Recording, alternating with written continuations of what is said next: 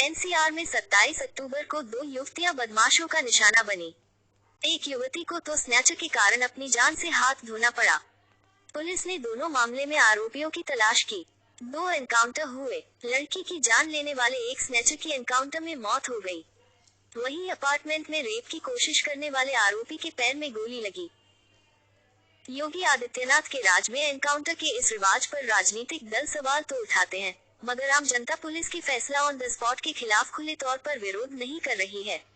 कानून के राज में इस त्वरित न्याय को आम लोगों की मौन सहमति क्यों मिल रही है? एक्सपर्ट मानते हैं कि न्यायिक प्रक्रिया की कमियों के कारण आम लोग योगी सरकार की ठोको नीति का विरोध नहीं कर रहे हैं। दिल्ली की सीमा से सटे एनसीआर के गाजियाबाद और नोएडा में स्नैचर्स का आतंक है। बस, ऑटो और ई रिक्शे में बैठे लोगों के अलावा राह चलते राहगीर भी स्नैचर्स का शिकार बनते हैं। चेन और मोबाइल फोन की छिनैती एनसीआर में आम है। 27 अक्टूबर की शाम गाजियाबाद के NH9 पर बीटेक स्टूडेंट कीर्ति भी ऐसे ही स्नैचर का शिकार बनी थी। लूट के विरोध करने पर बदमाशों ने कीर्ति को ऑटो से खींचकर गिरा दिया था। वो सिर के बल रोड पर गिरी। 48 घंटे मौत से जूझने के बाद रविवार रात इलाज के दौरान उसने दम तोड़ दिया। बेटी की मौत पर उसके पिता रविंद्र ने सिर्फ इतना ही कहा कि कीर्ति नहीं रही। कीर्ति को ऑटो से खींचने वाले जितेंद्र पर 12 से अधिक मुकदमे दर्ज थे। उसके खिलाफ गैंगस्टर का मुकदमा भी दर्ज था। जितेंद्र का नाम यूपी के माफिया की लिस्ट में नहीं था, मगर उसके खिलाफ गैंगस्टर एक्ट लग चुका था। पुलिस का कहना है कि सोमवार सुबह मसूरी के नहर पटरी पर जितेंद्र के साथ मुठभेड़ हुई और वह मारा गया।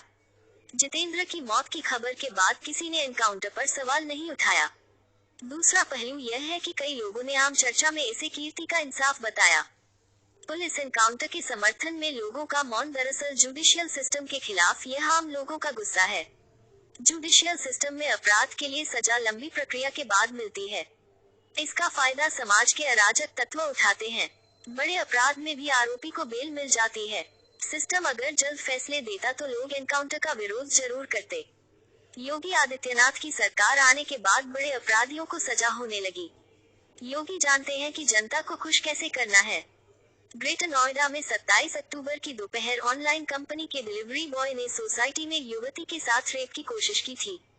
ब्रेड दूध डिलीवरी करने वाले सुमित फ्लैट में युवती को अकेली देखकर घर में घुस गया। उसने युवती के साथ मारपीट भी की। यह उस सोसाइटी का हाल है जहां लोग सिक्योरिटी चौकी से एंट्री लेते हैं। युवती के शोर मचाने पर आरोपी भाग गया। रविवार को पुलिस ने बिसरत थाना क्षेत्र में आरोपी सुमित की घेराबंदी दी। दोनों तरफ से गोलियां चली और एक गोली आरोपी के पैर में लगी। आरोपी सुमित भी कोई बड़ा माफिया नहीं है, मगर उसके खिलाफ भी पहले केस दर्ज हैं। ऐसे बदमाश यूपी के हर गली मोहल्ले में नजर आते हैं, जो पेशे से अपराधी तो हैं मगर कानून की नजर से छिपे हैं।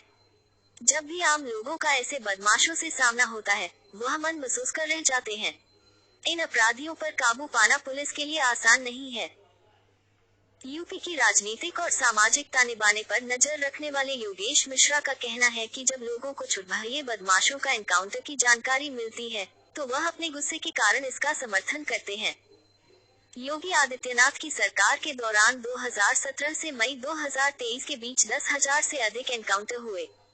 इन मुठभेड़ों में 183 बदमाशों को पुलिस ने मार गिराया और 5,000 से अधिक अपराधी घायल हुए। पिछले 6 महीने में यह आंकड़ा और बढ़ा है। संयोग यह है कि मुठभेड़ का आंकड़ा मेरठ और गाजियाबाद में सर्वाधिक है, जो एनसीआर के हिस्से में आता है। योगी सरकार की ठोको नीति का समाजवादी पार्टी और अखिलेश यादव विरोध करते रहे हैं, मगर इस मुद्दे पर उन्हें खुले तौर से जनसमर्थन नहीं मिला। यूपी का मिडिल क्लास तबका, जो बदमाशों से उलझने के बाद पुलिस थाने और कोर्ट के चक्कर नहीं काट सकता, वह इससे खुश है। अब तो लॉ एंड ऑर्डर का जरूरी हिस्सा बताया जा रहा है। भले ही योगी राज में एनकाउंटर का ट्रेंड पर कानूनी तौर पर सवाल उठ रहे हैं, मगर इसके प्रति लोगों का नजरिया बदलने के लिए जुडिशरी सिस्टम को चुस्त